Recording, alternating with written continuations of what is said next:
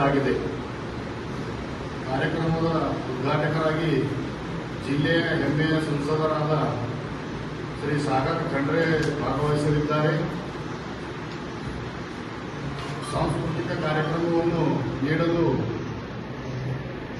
ನಮ್ಮ ಹಿರಿಯರು, ನಮ್ಮ ಅಣ್ಣ ತರ ಅಂತೆ ಇದ್ದಿನವರು ಭೀಮಾ ಕೋರೆಗಾಂವ್ ಖ್ಯಾತಿಯ ಅಜಯ್ ದಿಹಾಡೆ ಅವರು ಆಗಮಿಸುತ್ತಿದ್ದಾರೆ.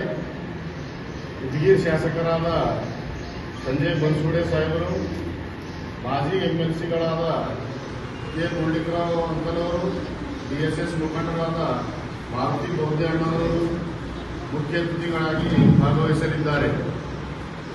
ವಿಶೇಷ ಉಪನ್ಯಾಸವನ್ನು ಸೋಮಶೇಖರ್ ಅಪ್ಪಿಗೇರೆ ಅವರು ನೀಡಲಿದ್ದಾರೆ.